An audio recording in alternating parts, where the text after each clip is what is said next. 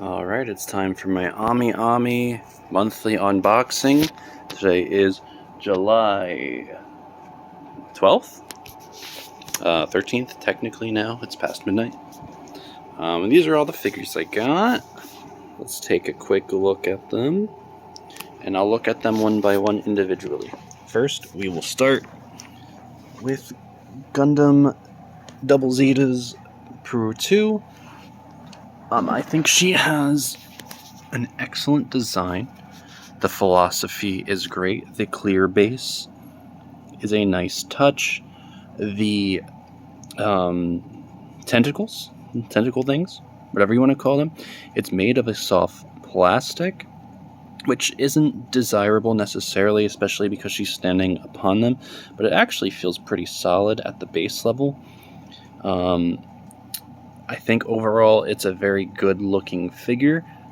It has a very nice little paint job. It's sleek. The base adds a lot of depth.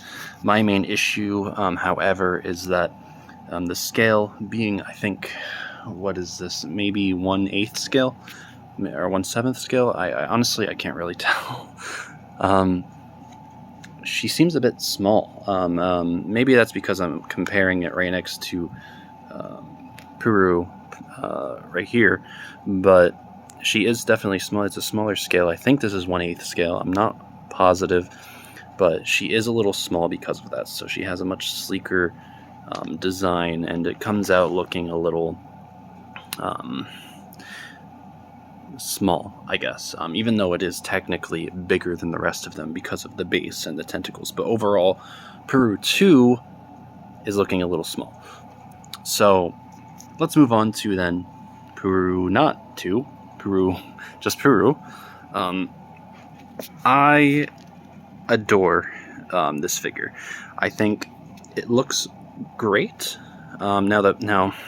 This is the re-release version. The paint job is not as good as the original, supposedly, but honestly, it suffices. You can't really notice it. It has a bit of a glossier feel to it. Yes, it doesn't seem as matte as it should be, say with Sayla, for example, but we'll get to that. I love the pose. I think it's amazing. It comes with extra arms that she can just have her arms outward, like in a T-pose, I guess, if you want to call it. And for all of you perverts out there, the skirt is removable. But yeah, overall, very happy design. Very, very Peru design. The base, I have very little complaints, actually, despite it being a very large and wide base with a bit of a loud color. I think it suits Peru very nicely, and I'm actually quite satisfied with it. So there is that. And moving on from there, I think let's take a look at Sayla. This figure right here has probably got to be one of the best figures I have ever owned. This is a beautiful figure. This figure is amazing. I love it so much. I could gush about this figure all day, but let me tell you what I like about it, right? The paint job is impeccable. There is not a single error. I mean, it's hard to make an error with it, such basic colors.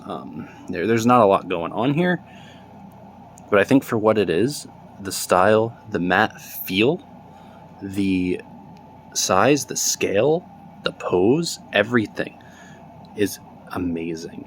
Not to mention the extras it comes with. This is a separate head, just for a small minute detail, being in the position of the lips in a slightly sadder tone. There's this whole separate head. This head detaches, and you get another one just to give her a slight smile, and I think that's really incredible, just to put in the box with it. Not to mention this, Peru's arm just fell off as I touched Sayla somehow. That was interesting. Her arms come off as well, and she has a separate gun unit, so that's really cool. The base, clear on the inside, nice and solid on the outside. It has the logo here.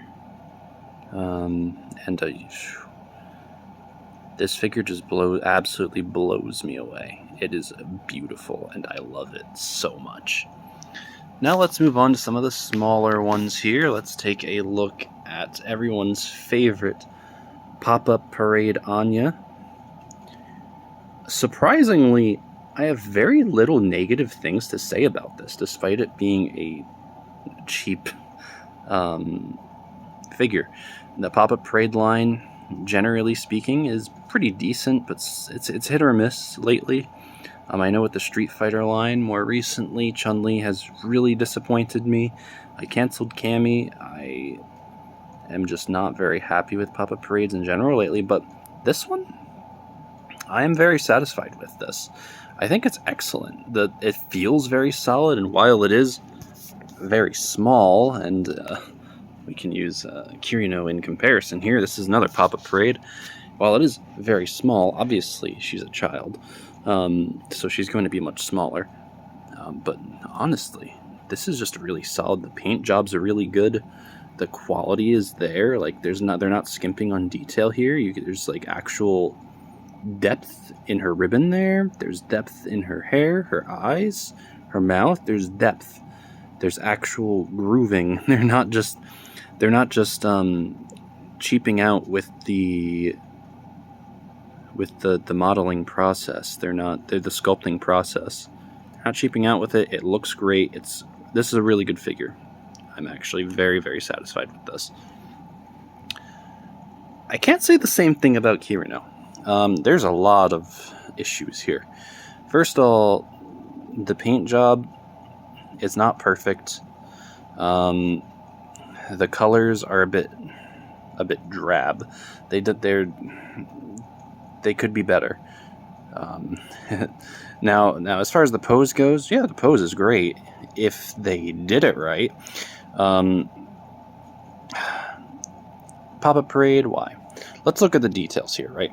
The hair, not much grooving. There's not a lot of detail there. This hand bothers the hell out of me.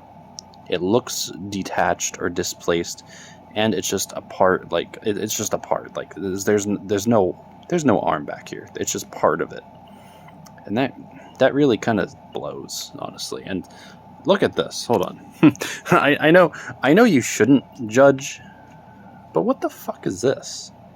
What the hell is that? Why would you remove a head and just have it look like that? That's... I know that it's a weird nitpick, but you can kind of see the slot where it goes in there, and it doesn't look great. On one side, she has panties, so that's a plus. Yeah, honestly, nothing really great to say about Kirino here. I'm sorry. She's pretty run-of-the-mill. I mean, pretty average, like for the price, I guess you can't complain too much, but I kind of expected a little bit more out of her, just based on the Kuroneko PopUpParade that I think did it a lot better. So, yep, there's that. And we'll move on to these little beauties here. These are the Plum Urusei Yatsura reboot figures. We have Moriboshi and Lum here. So let's take a look at Ataru here. Ataru Moriboshi. I think he's really, really great. This figure, it's cute, it's small, and best of all, it's got a good amount of detail to it. Not a lot to say about the paint because, I mean, it's mostly all, there's not a lot of color variation. I think it looks really good, though. It looks like a good chibified style of Ataru, and that's exactly what they're kind of going for. My main complaint is the base and the stand hook on the back. It's a peg hole. This one's good, but Lum, on the other hand, I can't say I'm a big fan of the way it's presented because it feels a little it feels solid, but I don't know. It just looks a little strange to me. Just the positioning, like her foot's right there. It kind of gets in the way. Maybe it's just me, but overall, I really like the figure. I think it looks really good. Maybe her face is a little bit too wide. I know it's supposed to be a chibi art style, but hey, the paint job's pretty good. There's not a lot of fault there. I think overall, it's a pretty decent little figure.